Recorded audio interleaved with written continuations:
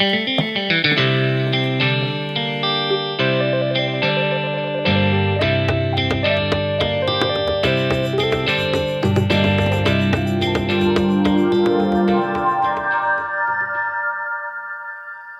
everyone, and welcome to the Honor the Feminine podcast. I'm your host, Shannon Ledford, and today we have the lovely Stephanie Burg with us, and we're about to dive into some beautiful, beautiful arenas. As you know, we start each episode with an image and story from my travels, because when I was traveling is when I really started to hear my intuition again.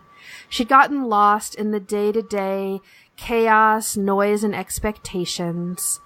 And when I was out traveling, I started to hear her whispers again. And I know she was always there, but she'd just gotten muffled. And so today our image is called Finding Goddess Within. And it was taken in Pokhara, Nepal. The mountains of the Himalayas loom around Pokhara. The air is different, clearer, fresher, an easier conduit of the magic that lives all around us. There was a lightness of being that washed over me as I sat serenely listening to the prayer flags flapping their prayers into the wind. As I was strolling around Pokhara, I came upon this goddess reflected in a window. She drew me in and shared her message with me. Her message of the goddess resides within.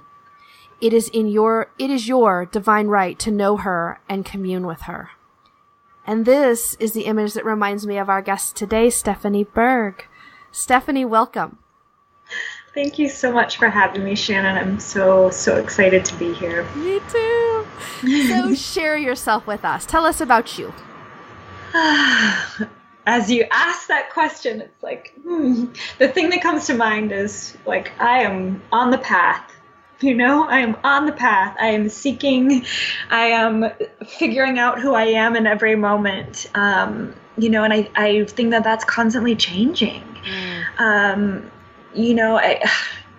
feel like as we're in this sort of like sacred space, it's easy to release a lot of the sort of titles and human identities, and this is what I do for a living, and just to really be here and be in inquiry.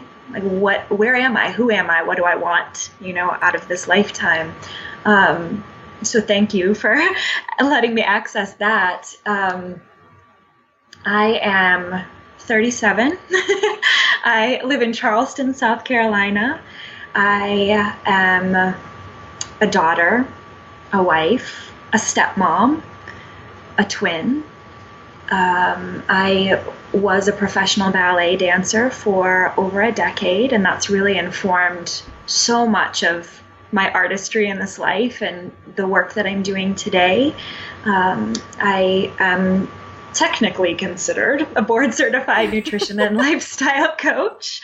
What are you really, girl? Tell us what you really are. I know, that's my title, but really everything that I do is based on the belief that when a woman truly loves her body and has a deep, intimate connection to her body, which is really the vehicle for our intuition and accessing that inner wisdom we all have, when a woman really is connected with her body, that she can create a beautiful life for herself, which really ripples out into her relationships and those around her, her career, how she shows up day to day. And I do that through private coaching, online group programs, running retreats, events. And I love it. I love this work so much. Someone recently asked me the question, if you had $10 million, you were gifted $10 million, but you knew that you were going to die in 10 years, like, what would you do with that time and money? And something that was really liberating for me was to realize, like, I would still do this work. Like, I would still fucking do this work because I love it that much. And I travel more. And I'm so grateful that you mentioned that. That travel is like a way that you really started to tap back into your intuition, because and I think we'll dive into this somewhat, but yeah, like, I think a lot of women, a lot of people, women especially, can identify with that, like losing that connection to the intuition, losing that voice of her. travel is such a beautiful way to reconnect with that. So I'm a huge lover of travel. I'm a Sagittarius as well, typically speaking. Reformed perfectionist, although that still rears its head. It goes with my sort of ballet upbringing. But yeah, that's been such an interesting approach, the perfectionism and how that can sometimes override the voice of my intuition. So that's been an interesting dance that I've been playing with over these years. And really, really deeply reconnecting to my feminine nature, especially as a dancer and growing up in that world.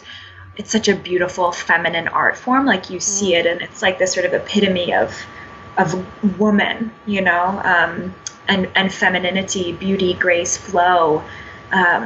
And the training is super masculine. It's very rigid. It's very like restrictive in terms of eating and measuring and counting, literally like counting the music as you're dancing and counting like the steps and also the sort of calories, in and out sort of mentality. Yeah. It's like such a masculine dominated way of doing things. And so really, really coming back into union with the divine feminine has been a journey as well for me.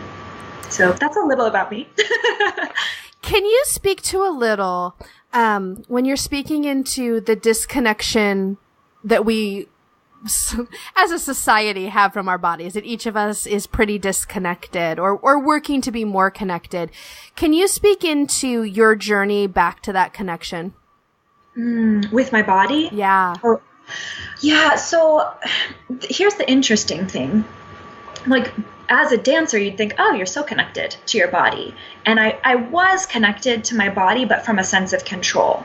Like, I tell you what to do versus listening, receiving the wisdom, receiving the guidance, receiving the messages. Gorgeous. You know what I'm saying? It was like, you do what I say, and not really tapping into that inner wisdom. And something that I do a lot with my clients is really help them understand that the body is really the vessel for accessing our intuition, right? And so, and we can talk a little bit more about that if you want to, but truly like reconnecting to the body came from a place of like breaking down, literally and figuratively, like having injuries that forced me to stop doing things the way I was doing them and to like heal, slow down, recover, but really having that space to heal and recover physically started to kind of peel back the layers, so to speak, of what was underneath my relationship with my body and myself, essentially. So I get really emotional sometimes talking about it because the sort of last few years of my professional dancing career, I was just like, injury, heal, injury, heal, injury, heal, injury, heal. Like 4 times I had these injuries, and it was like I was still doing the same things, like the first big injury was like an ankle sprain that I basically left untended for months until I had to get surgery. And it was like a structural thing, that would have probably happened eventually, but the sort of key there was that I wasn't actually listening, right? So, and there's a sort of dominance of that in the dance world. We don't want to miss an opportunity as dancers. Like if you get a really great role, you gotta like hang on to that, So there was like this cultural acceptance of it, and then also this like, I can push through this, like push through the pain. Like you kind of have to do that as a dancer. So it promotes a certain amount of disconnect. And so that first injury, like I was out for about a year. I was off the stage, out of work. I had to like just like basically sit, in the healing and recovery. And then when I got back to dancing again, it was just like the same way I'd always done things. And that pattern kept happening over and over until the last injury I had, which was a neck injury. And it's a permanent injury, although it's matured quite a bit, and it's not like I'm crippled or, handicapped, but it's something that like drastically affected my day to day and took a long time to recover. And in that moment of like experiencing the injury, and this was something that like I was on the verge of something like of a very, very big injury, and I knew it. And I had this sort of pressure at work to like keep pushing, keep going. We have a performance tonight. You can't take it easy kind of thing. And so I ignored the voice of my intuition that was like, something really bad is going to happen if you do this, if you keep pushing. And like people pleasing, kind of like that thing steps in. And so I do what I'm told as a good girl, you know. And we all have a little of that. We totally do. Hard worker, you know. And I executed this lift with a partner. Like this last time we kept doing it. It wasn't working. And I was like, I got to stop, you guys. Like, I think this is not good. They're like, you got to do it again. Like, you guys have to practice this. You have to get it right. And I did it again and I couldn't move. It's like, snap. I felt this thing happen, and it was like those moments after that happened, and I'm like literally lying on the ground and like crying. I'm in tons of pain. I have like pain shooting down my arm, like numbness and tingling in my fingertips, and I'm just like my world is like crashing around me, and just like this total moment of trauma and trigger, and being like, holy shit, like, who gives a shit about the performance tonight? Like, am I going to be able to lift my arms over my head? Like, am I going to be able to like pick things up? Like, and just having this, like, sort of my life flashing before my eyes, so to speak. And not even like at that point, not even thinking about the career, because the career was everything to me. It was my identity. If I wasn't a dancer, who was I? You know, like, did I offer any value to this world? I didn't think I did. And at that moment when it was like, I wasn't even thinking about the career, I was thinking about my life and my body, and like, oh my God, you know, that was the moment where I was like, something's got to change and it's got to happen now. And I wouldn't have gotten to that point had I not had those other like sort of mini like universal bitch slaps coming along the way. I mean, the universe is a benevolent force. I know that it's like for my highest good, and I really feel that at this point. But you know, those moments that were happening like back to back, it was just like, I guess I'm a slow learner. I guess we all are when it comes to the big deep you are not the only one. I mean, we speak on this podcast. I speak about it a lot. Amy Love actually brought it up originally. Was we tend to now hear when the universe is throwing pebbles at us because we're more in tune, and so she doesn't have to get to the point where she throws a boulder on us. Yeah. Right? Like, hopefully. Like, it's not always. I'm resistant to the pebbles, right? Totally. And you know, another thing that's come up recently, I've seen Marianne Williamson recently here in Asheville, and she talked about, and this just rang so true, and it came up as you were talking about this, is, you know, there's this sort of idea out there in religion that there's going to be this huge apocalypse. And she's like, you guys, the apocalypse is happening. It's everyone's personal apocalyptic event, whether it's a really, you know, an injury that has things flash before your eyes, a death that shifts you, a health diagnosis like cancer, a bankruptcy. Those are the ones that are getting us to step into our true divine essence and power. Mm-hmm. Like getting us on the path that you're talking about, right? The path and the seeking. Like that was it feels like apocalyptic event. Mm-hmm. And so as we circle back to that path and seeking, can you speak into the messiness that can bring? Oh God. Yes. Oh my God. And I should say that like I don't think we have one apocalyptic moment in our lives and then we're done. And actually like I'm just going to take it deep here because this is what you and I do. Like, you know, I'm actually coming out of another like sort of moment of dark night of the soul. You know, the last year and a half of my life has been a lot of personal loss in terms of death. And it's just really like rattled me to the core on many occasions. And the thing so Marianne Williamson, her book, Tears to Triumph, From Tears to Triumph, sort of speaks to this a bit. And I actually found that last year during a lot of the messiness. But if we don't allow ourselves to like really feel the shit and really like allow the messiness to almost swallow us while we're in it, and the pain and the trauma and the ugliness, the lethargy, the days that we can't fucking get out of bed because we're so sad and our heart is so broken that we don't know who we are anymore. Ugh. If we aren't able to really feel that, we're never going to get out of it. We're never going to learn the lessons that we're supposed to. And, back to my time dancing and leaving that career, I knew that it was the right decision to leave that job. I knew it. It was a very toxic environment on a foundational level. And then these epiphanies that I was having about my body and about my life, were really guiding me to leaving. I was fucking terrified. I was so scared. I've never been as terrified as oh God, I am nothing. Who am I after I you aren't leaving this? A job. You're leaving an identity behind. That's a big shift. Yeah, divorcing a part of myself that I had been cultivating very, very intentionally and blood, sweat, and tears from the time I was 5 years old, And so I knew it was no longer a fit, but I knew it was the right thing. I knew I had to do it. And I knew it was the right thing to do, even though it was super painful.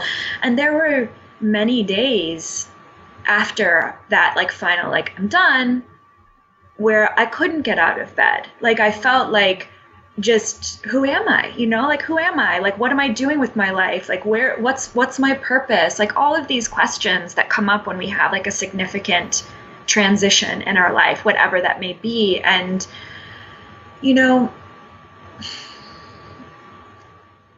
just by being in that space, and I had a hard time feeling my feelings back then, really allowing myself to feel what I was feeling, but I couldn't not. And, going through those days and just kind of putting one foot in front of the other, but also, I think at that point I was still tending to the grief. And I started to realize, after just being in it, that, I actually feel happier. I feel lighter because of making this decision, and day by day, things are getting better.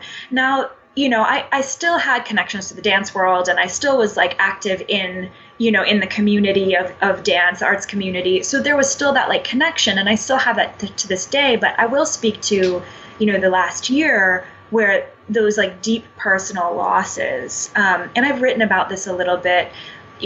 From January until September, I had one loss a month last year. Whew. A death of very dear friends, a murder of a friend, losing both of my beloved grandparents who were basically like my parents, losing both of them, having a miscarriage, these life events that just oh my God, it left me breathless on many days and gutted. Yeah. Really great word for it. And feeling it's okay to talk about this. It's nothing that I need to be ashamed of. Right. The fact that I am struggling and the fact that this is intense and painful and it fucking sucks.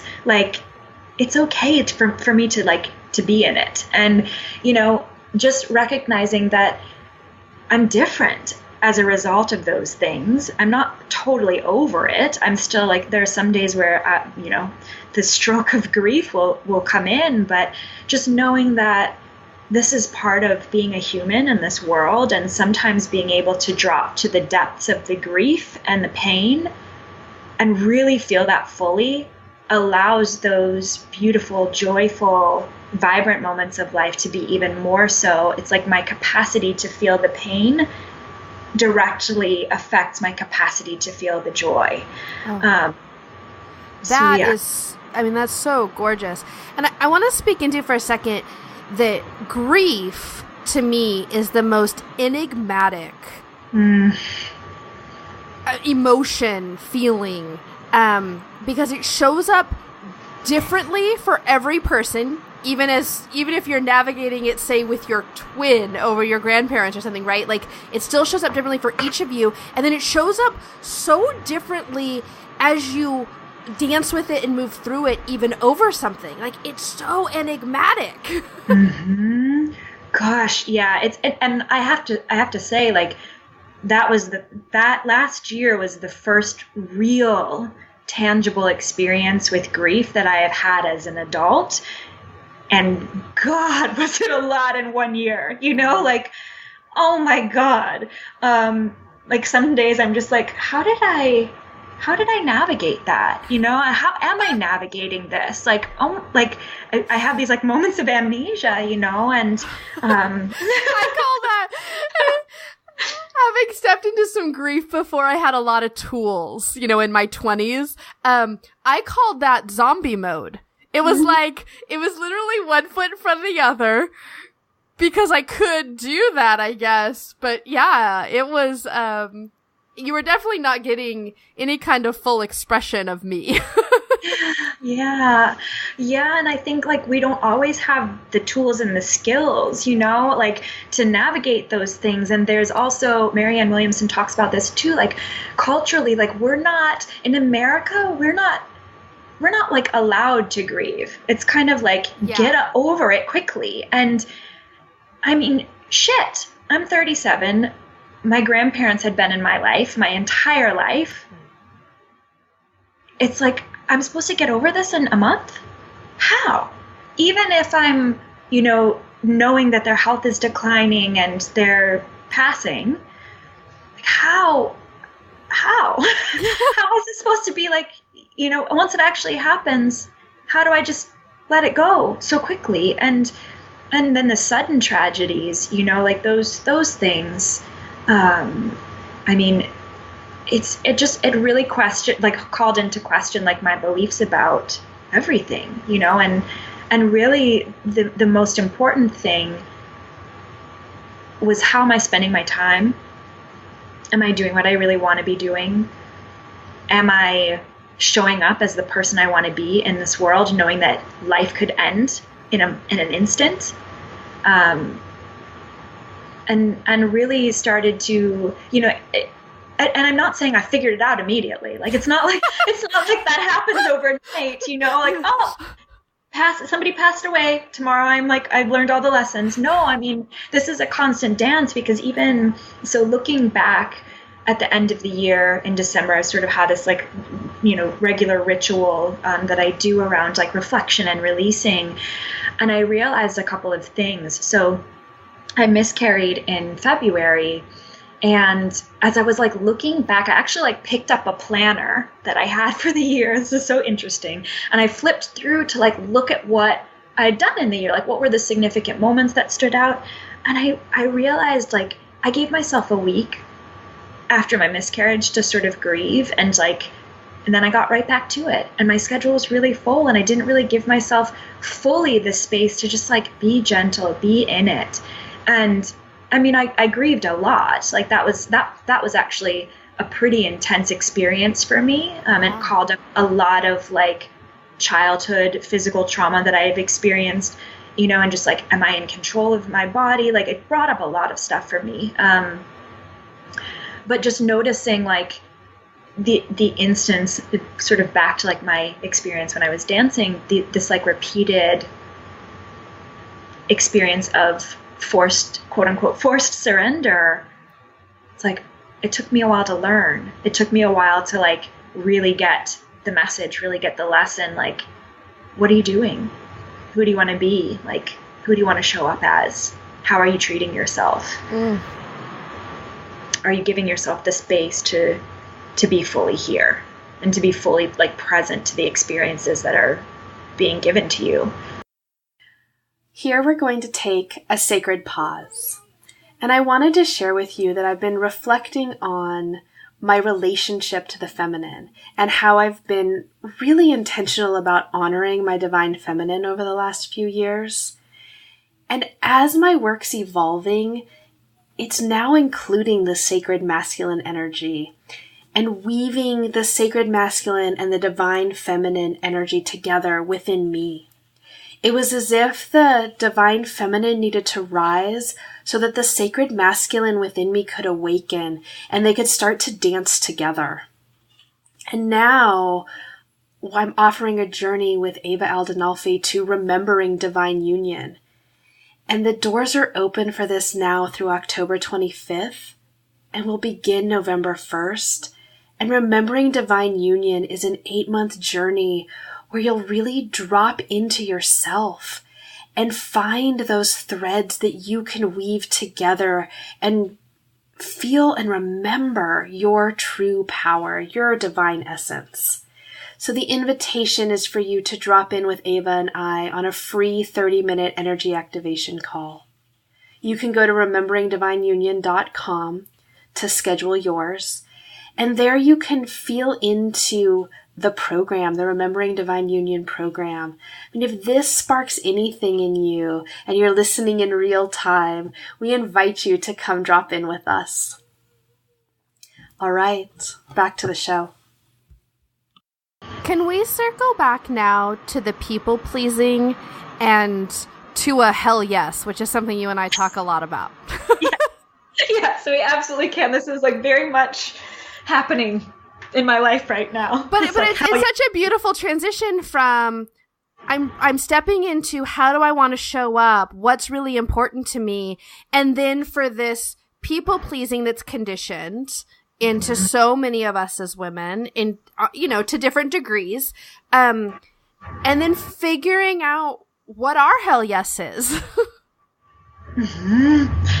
Yeah, totally. Well, so maybe we can share that we just we're talking about this before we actually started recording, just around that hell yes or F no, fuck no, hell yes or fuck no, and how, one of the things I guess maybe connecting body and intuition a little bit is just what came up was where do you feel it in your body and where do you feel it? Yes, so I think that's different a lot of the time. A lot of the times for me, it's my gut or my heart center.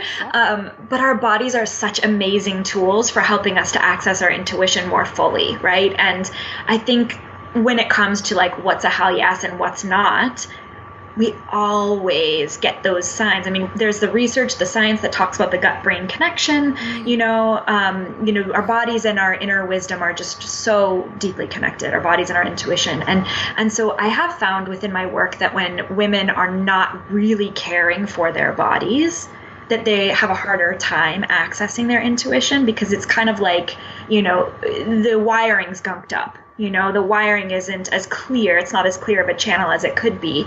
And I've certainly found within myself, as I've really prioritized the healing of my own relationship to my body and to food, that connection between inner wisdom and body has gotten stronger and clearer. And part of that, back to the listening piece, I've really found that listening to my body is also listening to my intuition, because my intuition and my body speak to one another so beautifully, they are fluent in one another's languages. They're fluent in the language. They have a language, maybe even all of their own, where it's if you think back to a time where even there have been books written about this, people who have had traumatic experiences or been attacked, they always know in the beginning, I knew I shouldn't have gone into that room, or I knew I shouldn't have let that person help me. I was getting all of these signals, alarm bells going off, but I didn't want to appear a bitch. I didn't want to not be nice to someone.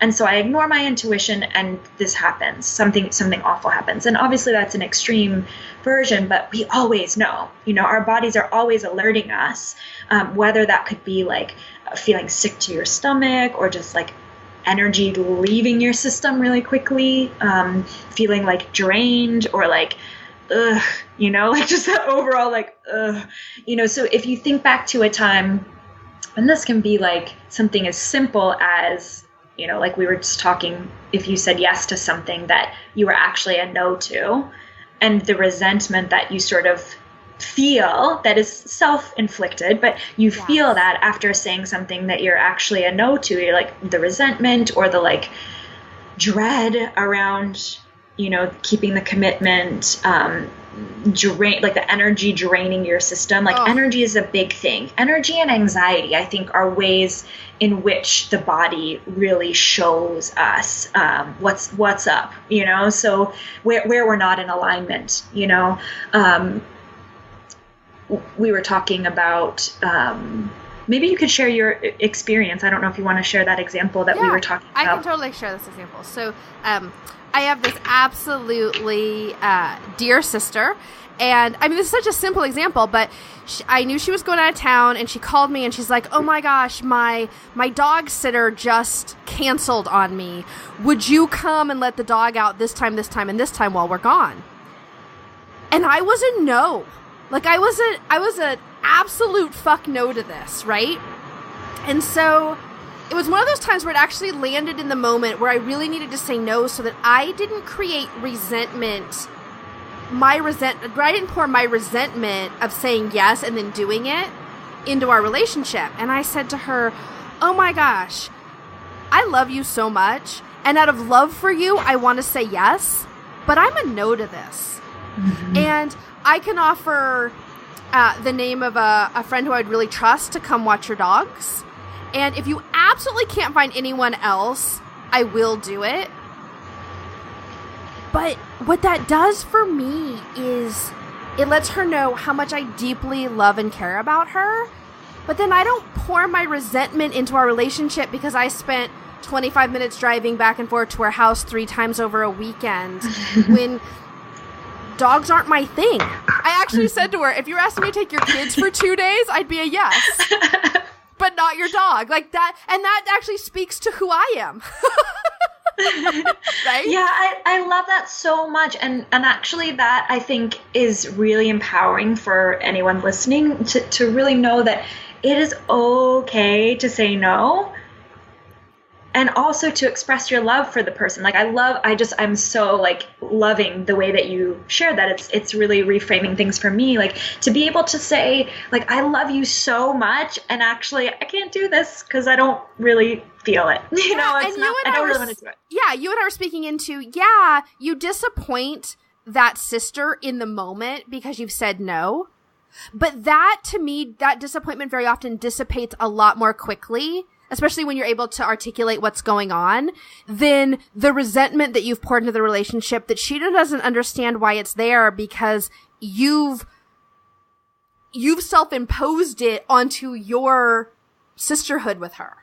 Mm-hmm. So yeah, because when we do things that we don't ultimately really want to do, you know, it's very easy for us to become drained, overcommitted, you know, to have that resentment creep in, to like feel a lack of energy and vibrancy, you know, to really skimp on our self-nourishment, you know, and I think that that's so important. So, you know, when we were speaking to people pleasing and like intuition, I think tapping into those things that are really there, you know, to show you where you're not in alignment, whether that is a feeling of anxiety or energy drain or a stomach ache or whatever. Like your body can really show you like, okay, this is not a yes for you, you know, this is actually a no. And to be able to sort of combat the people pleasing by saying, you know what, like still offering something, which is your love and appreciation for the other person. And I really wish I could support you. However, this is actually a no for me, you know, and not even necessarily having to provide an excuse or a response as to why. I mean, you could if you wanted to, but just be like, no, you know, no. Yeah, I think a lot of women are challenged by, and a lot of people pleasing, you know, men experience this too, but yeah, and it's such an interesting place to play, right? Because I screw it up all the time, you know, and then I have made this commitment, and I'm one of those people that like holds to the commitment, and then I just try to learn from that, right, for myself. So like, this is not Stephanie and I speak into hell yes, and now we've totally have this figured out. No, yeah. we continue. I'll speak for both of us because we've talked enough about it. That we continue to have opportunities to play with this that come up in our lives all the time. So yes, I love the frame of like opportunities to play with it. Learning experiences. Totally. So we've really spoken into how you honor the feminine and stay in touch with your intuition around your body as a vessel to intuition. Could you speak into maybe an exercise for people who are looking to either access their body because they've been so disconnected, or a new access point for people who've been starting to play in this? Does that make sense? I love this question. So let me think about this for a sec. Well, okay, two things come to mind: space and movement. And I say space because something that I see time and time again, especially with the women that I tend to attract, who are such mirrors for me. This is my challenge too. Really high achieving, ambitious women who are really successful in a lot of areas of their life and tend to have the people-pleasing component, tend to say yes to a lot of things, and pack the schedule full. Because we attract exactly who we are and what we're moving through and have moved through. Yes, exactly. It's so funny. Or when I'm not in integrity with the work I've done around it and I might be slipping back into a pattern, I start to notice I'm attracting more clients like that, which is actually really beautiful because it really encourages us to walk our talk too, you know? And so space being, if your schedule, if your life, if your existence is so packed full to the brim that you can't actually hear your own voice within, you can't hear your own inner wisdom, you're never going to be able to deepen that relationship. So I'm a big yes to like sacred practices, sacred rituals, as simple as taking like 5 minutes in the morning to sit in silence, you know, and you don't necessarily have to meditate and, you know, have to like do it perfectly or, you know, have like there's no like right or wrong to this. It could be just sitting for 5 minutes by yourself with your tea or your coffee in the morning and just checking in, like, how am I feeling today? Like, am I holding tension in my body? Like, what's present for me right now? Oh. That is one of the most powerful practices that I have found for myself, for my clients. I did it this morning. I woke up feeling kind of funky. We're like in the middle of a move right now and we're moving houses and just like, feeling like kind of like Oscar the Grouch, you know, and I'm just being like, oh, I'm feeling kind of sad and angry, and this is where it's coming from, and this is what I need to do to like fix it or work through it or just be here with myself, you know. So space is super important. I would even say bookending your days. 5 minutes doesn't seem like that much, but 5 minutes is powerful. 10 minutes is even better, and we all have that time. Like, put the phone down, stop scrolling away, you know, through social media. And gosh, that has become such a signpost for me because so much of my work and the way that I interact and connect with people is on social media. But there's a big difference between me doing that and that mindless scroll that I'm more aware of now. And if I can, as that happens, at least be aware of it. I can decide to stay in it or move out of it, but at least to know that I'm in it.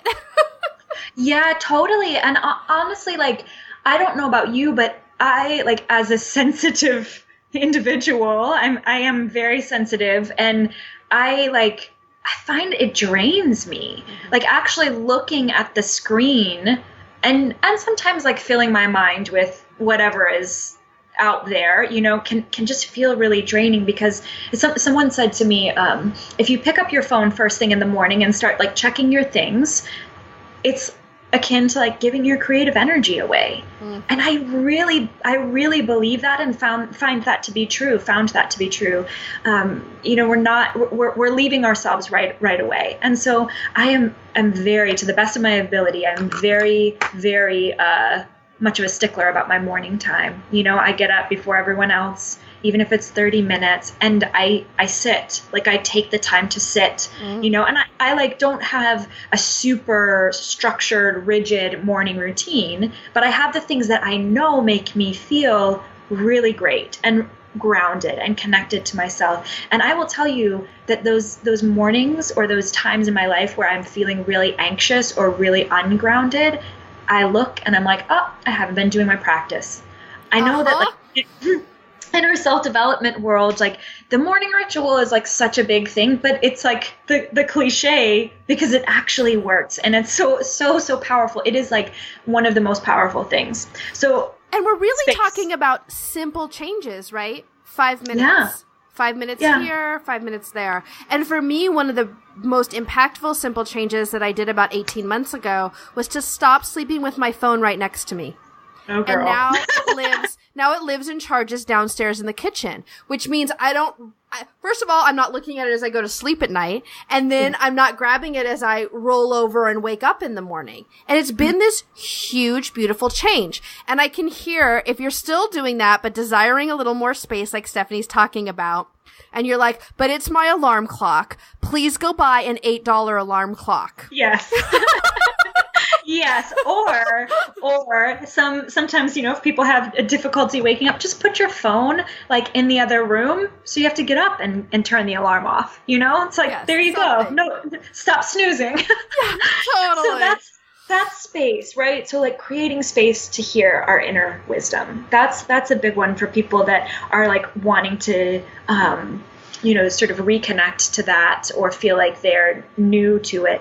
And then as far as movement, like, you know, there was certainly a time in my life where movement was done as I was told it needed to be done, and very much like rule-based and following the rules, and it's got to look a certain way. But, you know, and that really sort of had me falling out of love with dance and with movement.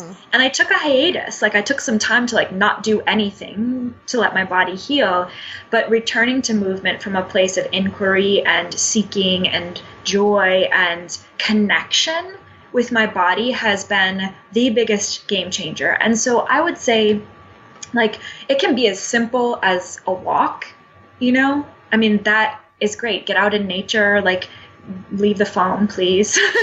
You know, but really like just moving your body and seeing how you feel within her, you know, like what are the ways that she likes to be expressed physically, because our bodies are designed to move, right? Like if we don't move our bodies, that's when we start to have like a lot of the health problems that we do later in life and in our culture. And I'm not saying that to make anyone feel bad or guilty. It's just like active practices, like just building in more walks during the day. And I will say, this is a place, this space, I have that in my life. The movement, I have this intense resistance to it that I continue to work with and play with. But I know that's one of the places that I do. It's fascinating to feel into where those places are for you. Yeah, and where do you feel like the resistance comes from for you?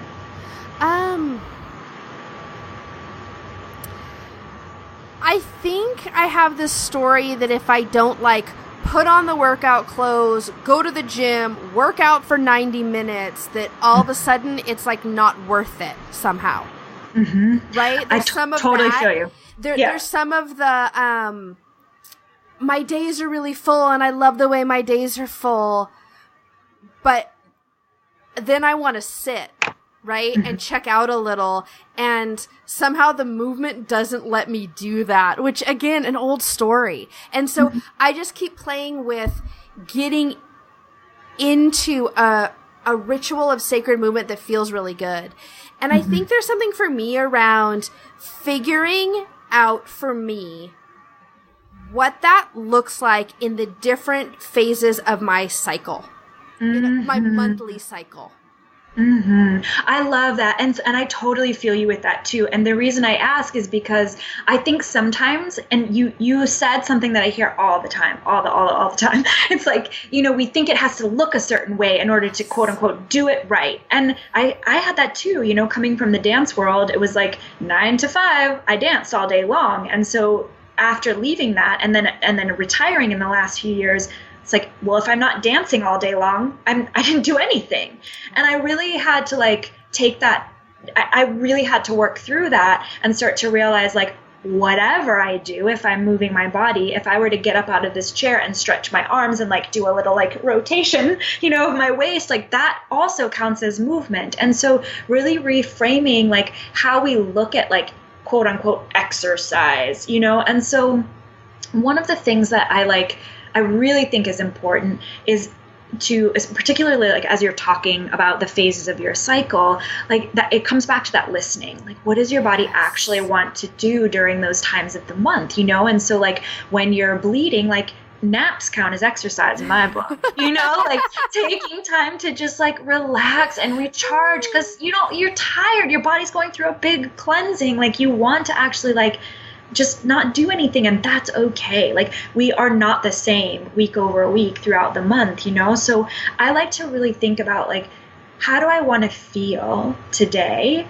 and how can movement enhance that? And so a lot of mornings, if I wake up and I'm like, I want to feel really energized, I'm like, I know that if I go to that particular yoga class, I'm going to feel energized. So even if there's a little bit of this resistance and like, I don't want to go, and it requires like all the things and like that inner child's like having a little like whiny moment. It's like, wait a second. I know I'm going to feel so good afterwards. I know I'm going to feel energized once I get there. And so I just got to like tend to that little whiny inner child and like, it's all right. It's okay. I understand you don't want to do that, but let's go. We know this is good.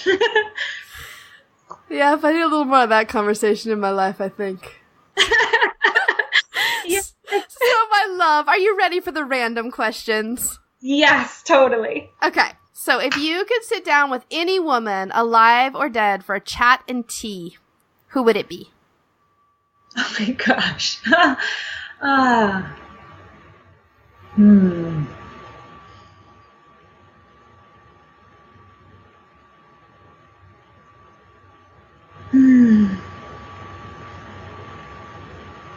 Wow. Great question. And so many people come to mind. I watched her pass through. She was already there. You can go ahead and say her. Like 3 people came to mind. So we don't have any rules. List them out. Oh, that's 3. So one was Marianne Williamson, because I think she's incredible. The other was my grandmother, who recently passed, always. And then the third was Anna Pavlova, who was like one of the first like prima ballerinas. I was like, I want to just hear what it was like for her. So those are my 3. I love it. I love it. And the second question is, where would you most like to travel? Oh God, Switzerland. That's the dream trip. So I'm getting ready to go to Peru, which is another like big dream trip. And the next one, which has been calling to me for a while, is Switzerland. I don't even know why. So I've just been super called to go. So my love, how do we reach out and connect with you? How do we get more Stephanie in our lives? You can find me at stephanieburgcoaching.com, my website. I'm also on Facebook and Instagram. Just search my name. And you can also email me to Stephanie at stephanieburgcoaching.com. I love just connecting and hearing what you're up to in the world. So those are the main ways.